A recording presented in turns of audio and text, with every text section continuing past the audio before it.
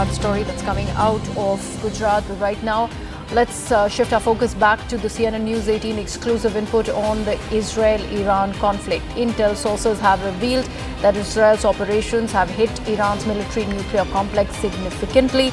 Sources further reveal that the elimination of Iran's top nuclear scientists and the decapitation of Islamic Revolutionary Guard Corps' intelligence command is a big blow to Iran's strategic capabilities. This will have a long-term implication across military, nuclear and geopolitical domains. It also claims that the assassination of at least 9 senior nuclear scientists could delay nuclear advancement by years for Iran, as new scientists require extensive training and access to compromised facilities. Let me take this across to my guest who is joining us on the broadcast. Pathikrit Payne, who is an international affairs expert, is with us, joining us live here on CNN News 18. Pathikrit, thank you so much. First of all, explain to us, what do you make of this latest dynamics that we see, happening as far as this biggest Middle Eastern conflict is concerned? Something that was so far touted as something like a war in the shadows, it has completely exploded. Now, Intel is claiming that Israel has managed to hit Iran the hardest.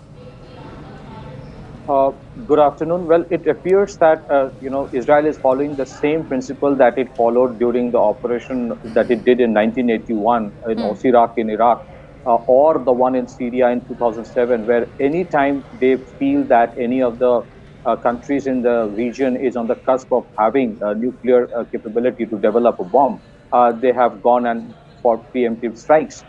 In this case, it was pretty apparent that once they had decapitated the Hezbollah, they would go for the jugular, which means the Iranian leadership and the country, because there has been reports, whether we don't know how much they are verifiable, that they were on the cusp of enriching their uranium to the level of 93%. So it was apparent that there will be strikes. What is different is that these are not preemptive defensive strikes. These are the ones, it appears this time, that they are going for the jugular, which means they're going for the leadership change or a regime change, and they have been giving these statements. Now, what's also interesting is that, as you all rightly mentioned, that there are a large number of Iranian scientists, military generals, intelligence chiefs. The enormity of the assassinations and precision strike killing which is happening, it appears that something like this cannot happen without a kind of an insider help.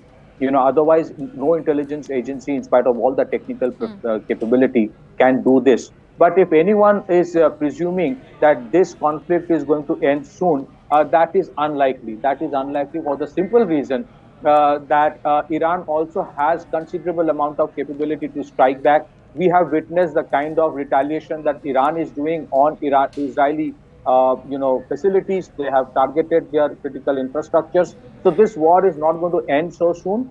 Either side both the sides have reached a state of point of no return. The other important part is this. Today, there has been almost like 20 plus American tankers and rivet joint planes, which are long-range reconnaissance planes, which have taken off from United States, which means they are expecting this conflict to go up. It is also stated that Iran has a formidable ballistic missile capability, and they have not even used the most lethal ones. So I don't know where this conflict would end or whether there will be a ceasefire or not, but it is reaching a level where it is very difficult for either of the countries to step back. It is also apparent that within Iran, even though they are equally against Israel, there is a certain amount of animosity and anger towards the regime for its dictatorial approach. So there are insider help, I'm sure, that the agencies from Israel may have got.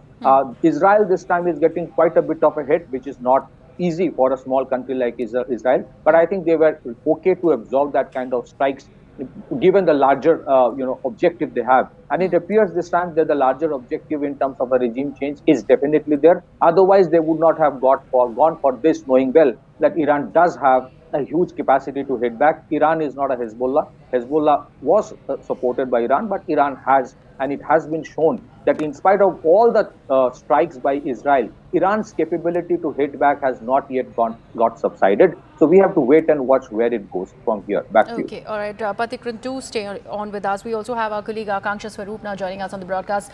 Akanksha, once we know of considerable damage to nuclear military infrastructure in Iran, has it taken Iran on the blind side is what I wanted to understand from you, because if we just go back a few days, there was an IAEA notification which in fact deemed that Iran was flouting all obligations as on part of it, of the NPT on the nuclear proliferation.